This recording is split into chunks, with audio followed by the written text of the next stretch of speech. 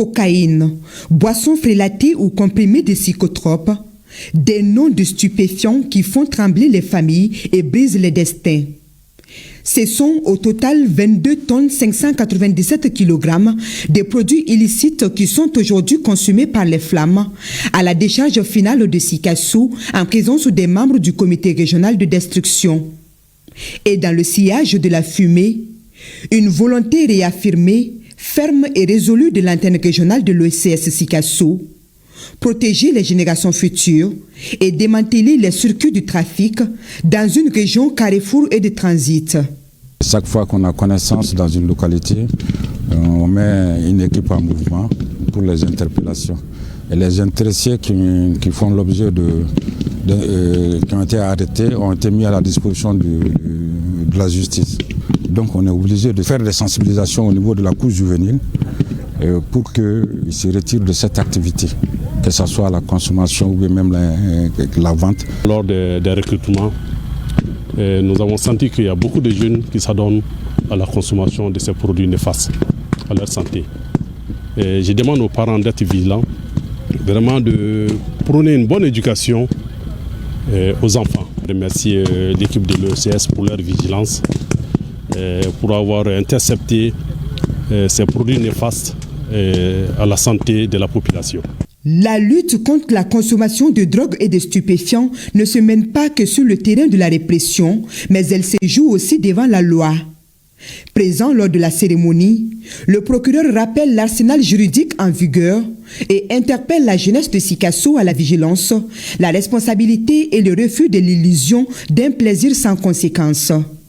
Nous n'avons jamais cessé de réprimer très très sévèrement et tous ceux qui seront présentés devant nous pour consommation de stupéfiants, qui seront en contact d'une manière ou d'une autre, de façon consciente avec les stupéfiants, vont faire face à la loi dans toutes ses rigueurs. Cette opération d'incinération de l'OCS à Sikassou s'inscrit dans le cadre de la célébration de la Journée internationale de lutte contre l'abus et le trafic de stupéfiants. La valeur estimative de ces saisies effectuées entre 2022 et 2025 est d'environ 260 millions de francs CFA selon l'antenne de l'OCS de Sikassou. D'une valeur marchande estimée à des millions de francs CFA, les produits stupéfiants et pharmaceutiques contrefaits saisis ont été soumis à la destruction par incinération par les membres de la commission régionale à travers l'antenne de l'Office central des stupéfiants de Douanza. L'antenne régionale de l'Office central des stupéfiants de Douanza saisit cette occasion de détruire par incinération des produits stupéfiants saisis par elle-même. La quantité de ces produits soumis à la destruction s'élève plus d'une tonne avec une valeur marchande de plusieurs millions de francs CFA. Ce résultat est atteint par l'antenne régionale de l'Office central des stupéfiants grâce à la franche collaboration avec les autorités administratives, judiciaires et militaires. À cela s'ajoute la population de Douanza. Nous venons d'assister à l'incinération de certains produits toxiques saisis par le service régional des stupéfiants OCS, et certains éléments de tramadol, le diaphragme, et certains d'autres produits comme le cannabis qui ont été saisis par ce service. C'est pour montrer à la population pour qu'ils se saisissent par rapport à l'utilisation, à la consommation de ces produits et même à la vente de ces produits. La destruction des produits stupéfiants par incinération s'inscrit dans le cadre de la Journée internationale de lutte contre l'abus et le trafic illicite des drogues, édition 2025. Comme annoncé dans les titres, à Dioïla et à Ségou, tenue de la deuxième session du comité technique régional de recensement général agricole, un cadre d'information d'échange qui vise à partager les informations sur la deuxième phase du recensement et trouver des solutions aux difficultés rencontrées sur le terrain. Compte rendu de Ségou, Moustapha Doumbia, Alassane Sankaré et Amidou Diallo, Bakary Traoré de Dioïla. L'état d'avancement des opérations de collecte des données est l'un des principaux points abordés au cours de cette deuxième session du comité technique régional du recensement général agricole. Une journée d'information et d'échange qui a réuni les membres du comité ainsi que d'autres acteurs. Le RGA, pour cette deuxième phase, ça tire vers sa fin déjà. Et il était bon temps vraiment de s'asseoir avec tous les acteurs. Il s'agit surtout de la coordination, plus le bureau et les directions impliquées. Il fallait voir l'état des lieux, ce qui est fait, ce qui reste à faire et vraiment comment y parvenir pour avoir de bons résultats. Parce que le RGA a une importance capitale dans le développement rural du Mali. Nous utilisons des anciennes données qui datent de 20 ans. Donc il était nécessaire de renouveler ces données pour la planification future et pour pouvoir vraiment contenir la population. Le recensement général agricole concerne tous les sous-secteurs de l'agriculture. Son objectif régional est d'atteindre plus de 700 sections de dénombrement sur lesquelles seulement 11 n'ont pas été encore réalisées. À la lumière de ce qu'on a vu, vraiment les résultats sont satisfaisants parce qu'on a jusqu'à 95% de taux d'exécution.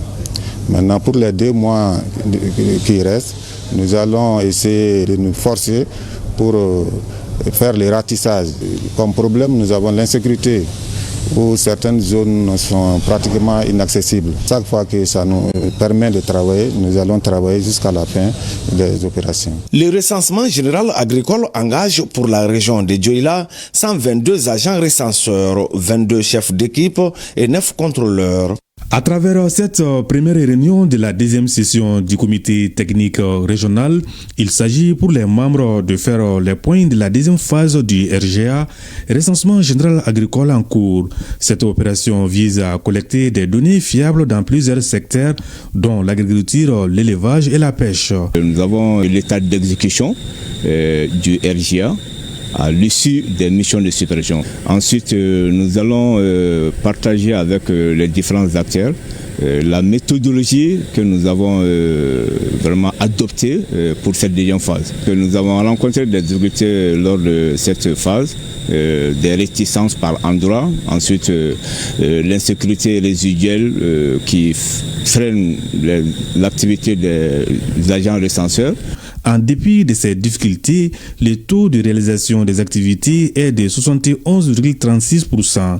C'est une satisfaction et j'encourage les agents sur le terrain et nous qui sommes là pour coordonner les activités, faire les orientations, aussi à redoubler encore d'efforts pour qu'on puisse avoir vraiment des résultats probants à la fin de l'opération.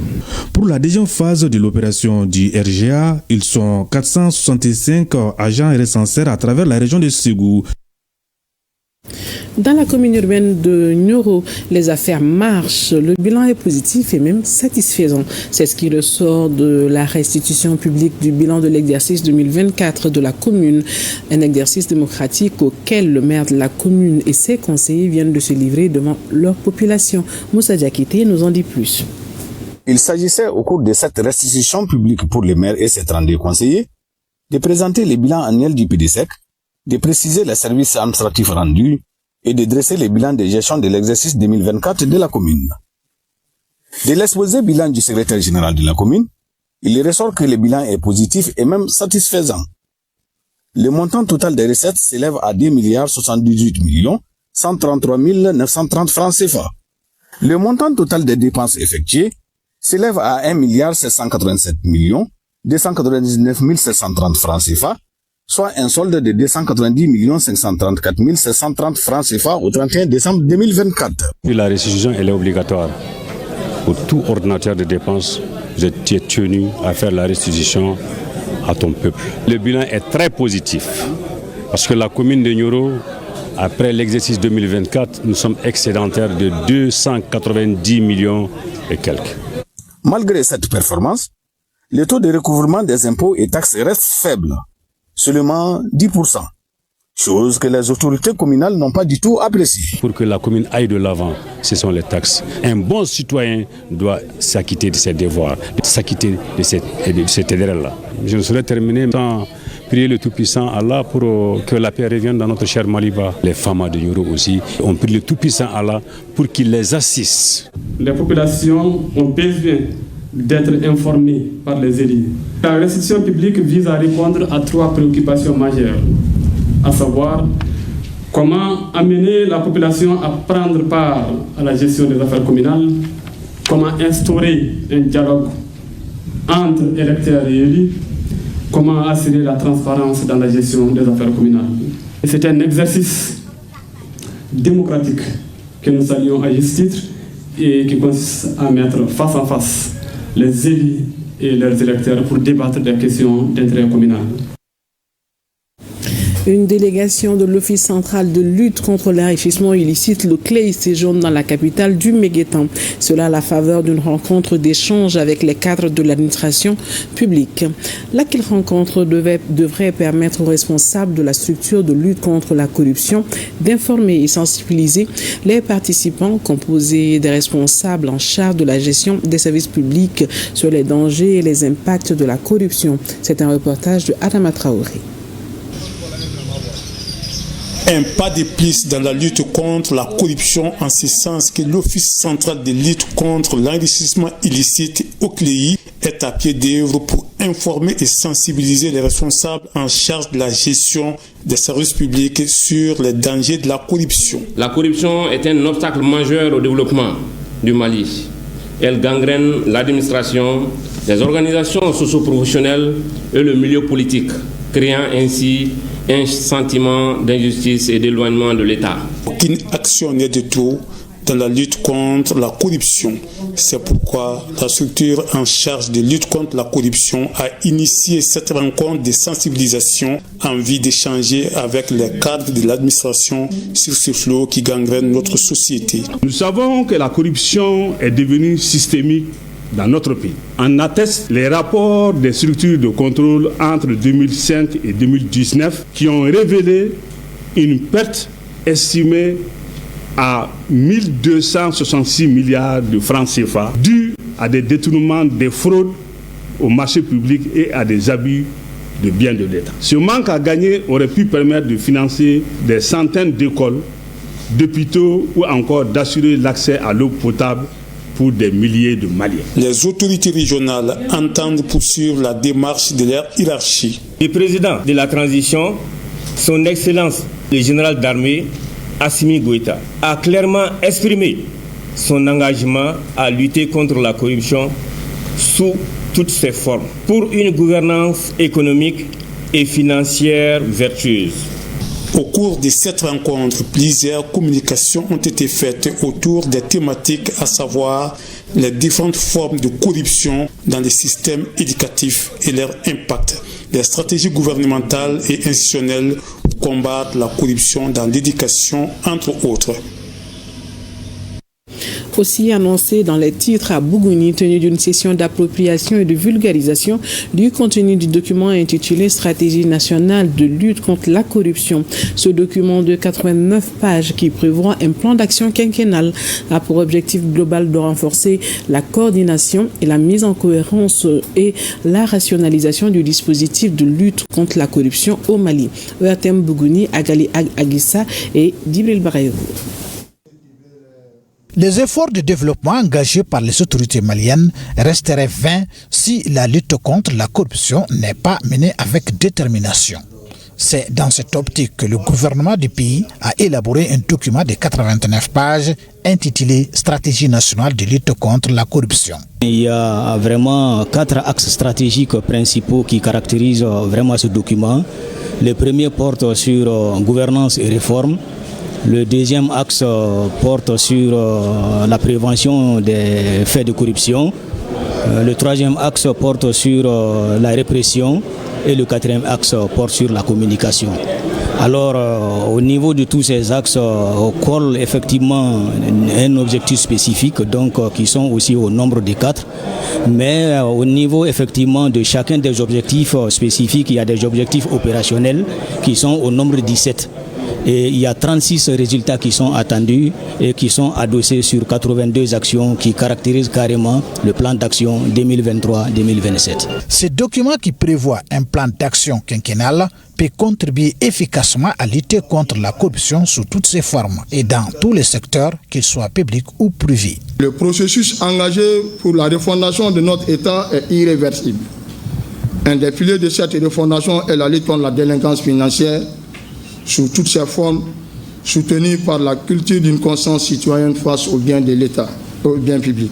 Au cours de cette session d'appropriation et de vulgarisation, les participants se sont largement exprimés sur la corruption. Personnellement, je suis très satisfaite parce que les participants ont parlé de façon plus précise et claire et ils ont même donné des recommandations pour améliorer ce document-là. On ne peut qu'acclamer les initiateurs.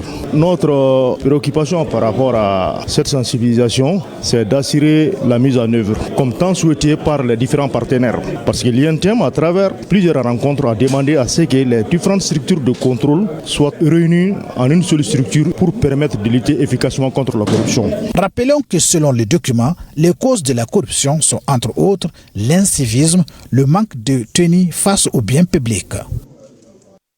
En troisième région, la cérémonie marquant la 15e de l'environnement est rythmée par la mise à terre de 30 plantes fruitiers suivie d'une récupération de sachets plastiques au sein de la cellule opérationnelle de la décharge. Des gestes symboliques mais forts qui rappellent l'importance de l'action collective pour un environnement plus sain. Un reportage de Youlou Diabaté et Souleymane Mbamba et Ali Sanogo. 30 plants fruitiers mis en terre et une opération de récupération des déchets plastiques et le temps est donné pour la cérémonie de lancement de la 26e édition de la quinzaine de l'environnement. L'édition 2025 s'articule autour des thèmes suivants: mettre fin à la pollution plastique mondiale pour la journée mondiale de l'environnement célébrée le 5 juin et restaurer les terres, exploiter les opportunités pour la journée internationale de lutte contre la désertification et la sécheresse. Le rôle de toute décharge finale, en l'occurrence un centre d'enfouissement technique, est de recevoir les déchets ultimes. Mais malheureusement, en faisant un clin d'œil sur les déchets ici présents, on s'en rend compte que ce sont des plastiques qui dominent. Cela montre à suffisance que l'usage abusif des plastiques par la population est une réalité. La célébration de la quinzaine de l'environnement est une occasion d'informer les citoyens sur les enjeux et les défis environnementaux auxquels notre pays est confronté, notamment la pollution plastique. Il s'agit là d'un appel fort à l'action face à l'un des fléaux les plus persistants et les plus visibles de notre époque. Car la pollution plastique menace la biodiversité, affecte la santé humaine et dégrade notre cadre de vie. Nous devons donc collectivement promouvoir des comportements responsables, encourager l'économie circulaire et renforcer les dispositifs de collecte, de recyclage et de valorisation des déchets plastiques. La symbolique de cette journée à Sikasso traduit une volonté d'agir concrètement au-delà des discours pour un avenir plus vert et plus sain.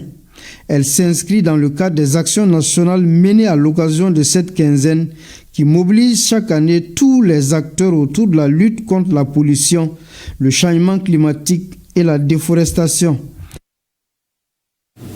À Koutiala, l'UNTM vient de procéder à l'ouverture d'un séminaire ayant pour thème les défis actuels de la télécommunication et la cybercriminalité à l'intention des membres du Comité national des jeunes travailleurs, CNJT UNTM. Les participants venus de Bamako et de certaines régions du Mali devront avoir 3 à 6 modules en lien avec les avantages de la communication et les dangers de la cybercriminalité. Brahima Kone et Amadou Dolo pour plus de détails. Ce séminaire sur la télécommunication et la cybercriminalité délocalisé à Koutiala à l'intention d'une quarantaine de membres du Comité national des jeunes travailleurs CNJT est l'expression de la volonté de mettre en œuvre les recommandations du 14e congrès de l'UNTM. Le congrès a mis les activités de renforcement des capacités de ses membres comme une priorité. Ensemble, œuvrons pour le succès de ce séminaire et pour le développement de notre cher parti le Mali. La jeunesse constitue la force vive et l'espoir d'une nation. Le séminaire s'inscrit dans la volonté claire et affirmée de renforcer les capacités des jeunes syndicalistes en les dotant de connaissances actualisées sur les enjeux cruciaux du numérique, en particulier dans les domaines des télécommunications et de l'innovation technologique et la cybercriminalité. Les défis actuels de la télécommunication et la cybercriminalité, tel est le thème de la formation. Pendant 3 jours, la thématique devra être traitée à travers 6 modules portant entre autres sur la contribution des télécommunications à l'éducation en ligne et le rôle des autorités dans la protection des consommateurs face aux cyberattaques. La nécessité s'impose de sensibiliser, de former tous les acteurs du développement, y compris les jeunes, sur les enjeux et les dangers liés à une utilisation irresponsable des télécommunications.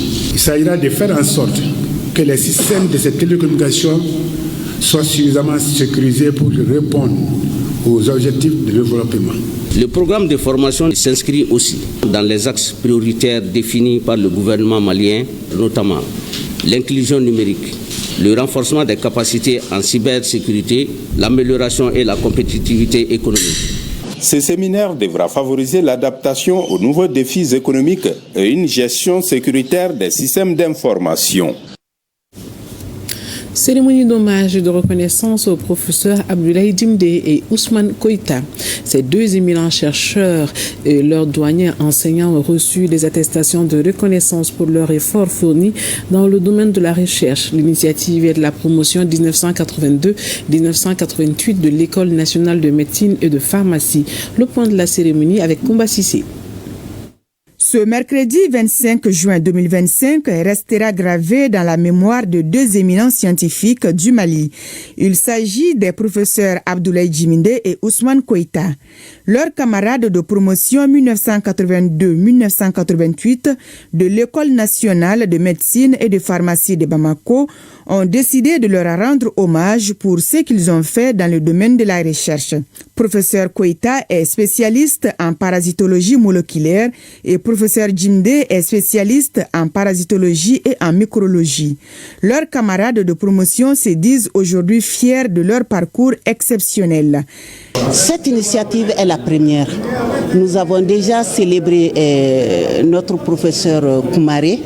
Voilà. Après cela, on s'est dit que voilà, nous avons des camarades de promotion qui ont du mérite, donc il fallait les reconnaître aussi, célébrer un hommage en leur honneur parce qu'ils ont été primés à l'extérieur dans la sous-région. Donc vraiment la promotion s'est réunie pour leur donner cet hommage bien mérité. En récompense, professeur Koïta et professeur Djimde ont reçu chacun une attestation et un chiwara de la part de leurs camarades de promotion. À ma connaissance, c'est la première fois que 37 ans après être sortis des bancs, que les élèves se souviennent de leurs enseignants et leur rendent hommage. Avoir une distinction de ceux qui nous ont vus trimer ensemble sur les bancs de l'École nationale de médecine et de pharmacie, c'est mieux que tout le reste. Et du fond du cœur, merci beaucoup. C'est une opportunité aujourd'hui de dire devant vous que vous devez être fiers de nos professeurs. Donald Kostat, paix son âme, s'il ne travaille pas sur le paludisme, il devait être prix Nobel. C'est lui qui a démontré le mécanisme de la fuite de la chloroquine, de la vacuole digestive vers l'extérieur. Donc il n'y a pas d'accumulation de la chloroquine à cause des problèmes de récepteurs. Et il a mis en évidence, publié dans Science. Il nous a fréquenté, professeur Amadou Diallo et moi, pendant plus de 20 ans. Derrière toute bonne formation se trouvent les infatigables enseignants. C'est pourquoi 13 doyens formateurs de la promotion 1982-1988 ont reçu des attestations de reconnaissance et une enveloppe symbolique. Question de les remercier encore une fois pour l'accompagnement. Notre fierté se justifie par la progression fulgurante de cette profession qui constitue aujourd'hui l'un des maillons majeurs du développement économique et social de notre pays. Comme vous avez dit tout de suite, cette profession a permis de créer beaucoup d'emplois. Aujourd'hui, les deux personnes que nous célébrons, vous devez être fiers pour ce qu'ils ont fait pour notre pays. Et le professeur Koïta et le professeur Djimdé font partie de ces gens qui ont fait que le nom du Mali brille sur le plan scientifique. Une minute de silence a été observée à la mémoire des camarades et des professeurs qui ont été arrachés à l'affection de la promotion 1982-1988 à nos jours. C'est la fin de ce journal. Merci de l'avoir suivi. À demain. Plaise à Dieu.